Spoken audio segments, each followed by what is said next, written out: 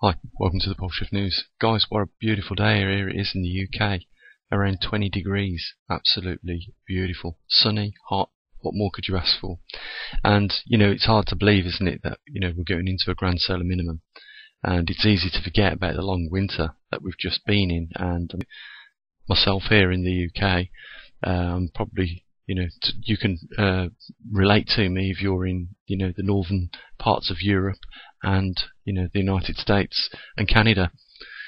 It's been a long winter, and for some of you guys it still is. And, we're seeing, agricultural land slowly creep offline. And this is something that's going to become more familiar to us over the coming years. Grand solar minimums usually last for around 50 years, but glacial periods last a lot longer than that. And I've showed you on the long sunspot observations over 11,000 years when we last came out of a glacial period and into this interglacial period that we're experiencing right now. I said that it was trending back into another glacial period, and that's exactly what I believe lies ahead for us. And I said also in a video the other day that we shouldn't allow the great ambitions of what we're going to achieve in the future overshadow that small success that we've had on this channel already and this website and observatory. A little over a year ago, we was observing for the first time the magnetic pole migrating. Every 3 seconds we was taking a recording of its position, and as you can see from the charts in front of us, this is what we have.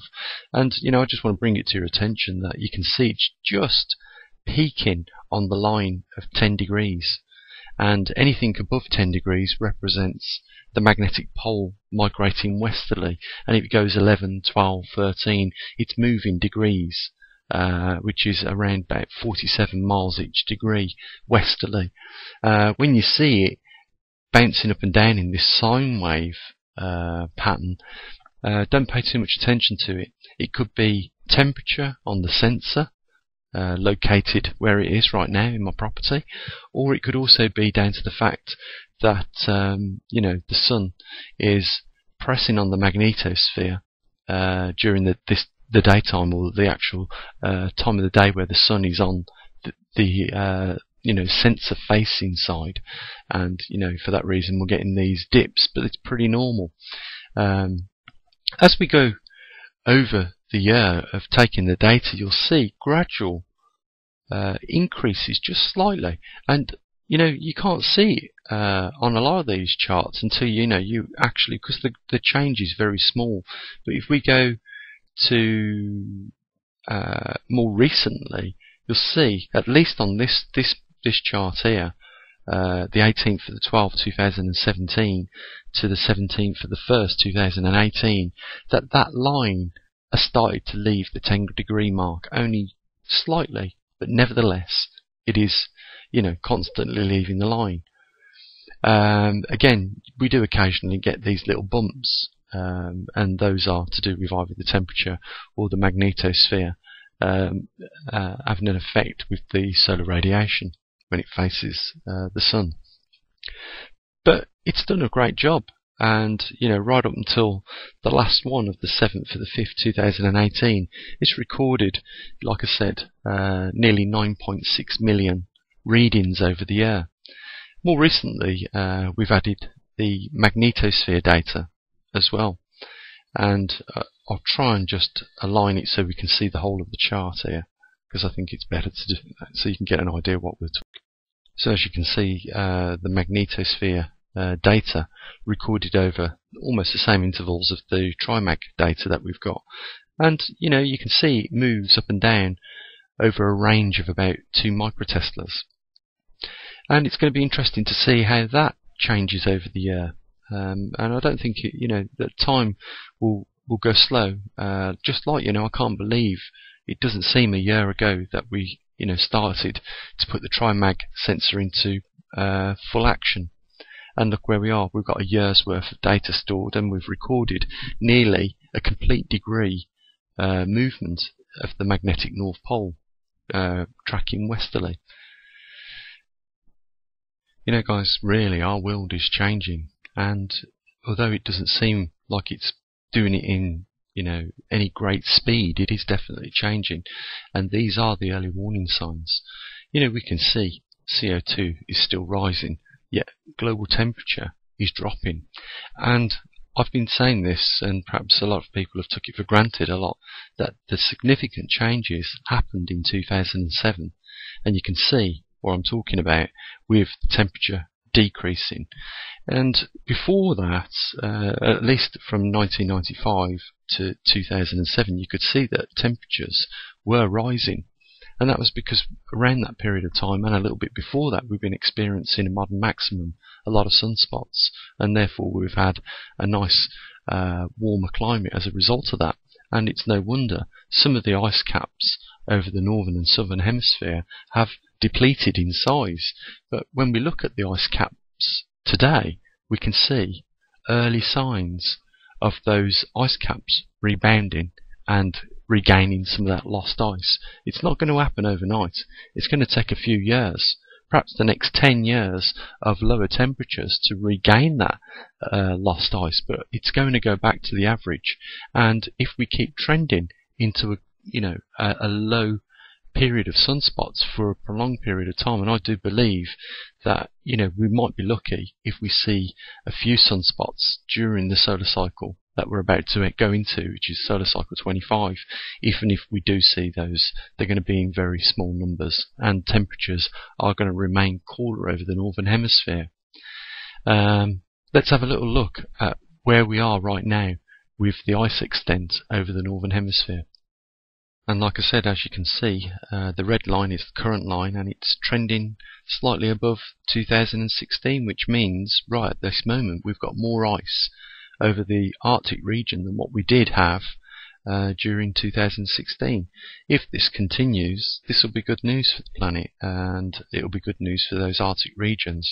They will rebound, and with a low solar output, it stands to be the case. This is my professional opinion. As you know, I'm a scientist, but I'd like to also now and then give you my opinion on other things, and they are just my opinions. They're not my professional opinions. And I'm talking about at this point in time the global economic scene and the capitalist system. And I just wanted to bring just something to your attention here about this. So according to The Independent, this is the 9 richest people in the world. And you can see what sort of companies they have if you just look up, the facts on, if you just Google it, you'll see who these people are. But these people, just these 9 people, own a combined wealth of more than 4 billion people on the planet. And they're just 9 people.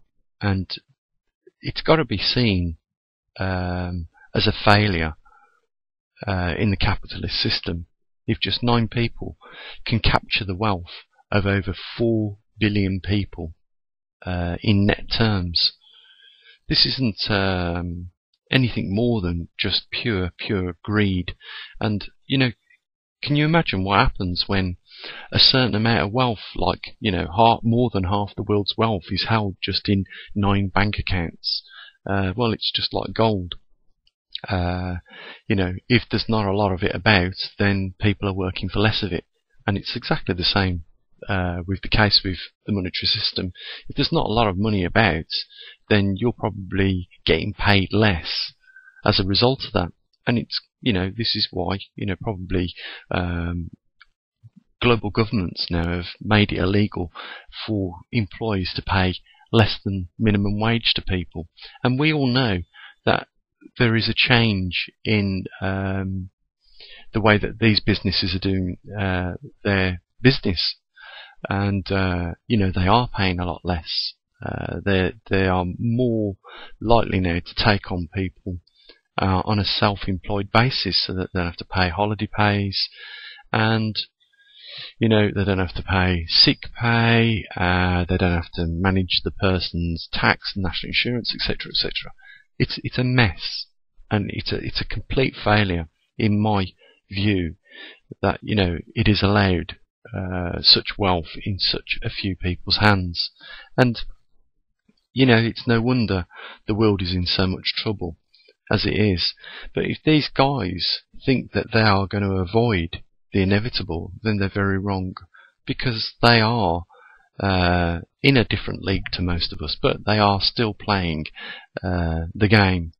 And there is only going to be one chair available for some of these guys to sit down on, and this is an analogy I've got. There is only going to be one company. If you have the or set the trend for what's the word? Monopolies. And that's what a lot of activity is going on now in business. Like recently over here in the UK, these shopping giants are merging together in a monopoly to, capture larger parts of the market, such as, just for instance, Tesco's have just been brought out by Asda, and they've promised that they're not going to let no jobs go, but, we've heard this before, haven't we? And this is going to be becoming more common. And I don't really know how long this system can continue going along like it is, because it's definitely limping. If the government can't keep up with the changes that are happening at the rate at which they're happening right now globally, then they're going to miss some opportunities to at least stem the bleeding of this archery. And I think that is definitely what is happening. Just kicking the can by quantitative easing is just one thing, but I think something else needs to be done. And what has changed industry across the range is this modernisation of technology. For instance, we've had to deal with not only more robotics and more mechanisation in the workforce. This in turn takes people out of work, but we've also had to adapt with more internet trading going on there than ever. And I think the two combined are having the same effect. It's causing more arterial bleed on a system that is failing people globally now. And we're going to see more slavery, we're going to see more lower paid jobs, we're going to see more big companies closing the doors as these monopolies capture more and more of the market, and people will end up out of jobs. But the thing is, how do you participate in a monetary system if you are barred from the beginning from getting your hands on some money in the form of earning or even benefits, or even, like I've mentioned before, you steal it? I just wanted to give you some food for thought, guys, and not only tell you about the changes globally with regards to nature, which humans really have little opportunity to change things with regards to that. We do, on the other hand, though, with regards to this economic systems, if only we want to make those changes. And we have really got to be more proactive, I think, with the governments. We have got to put more pressure on them to make these changes, otherwise we're all going to live in a lot duller future. So guys, if you don't hear from me from now till the 23rd, I'm away for a week. We're going to Dubai for a week. I'll be back after them, but the observatory will be in autopilot. It'll still be recording magnetosphere strength data and magnetic pole migration data, and I'll, as soon as I get back on around about the 7th of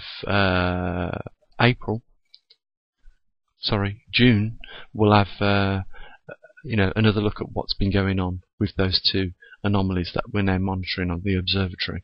And I'll just wish you all the best from now till then, and I'll say what I usually do. Bye for now.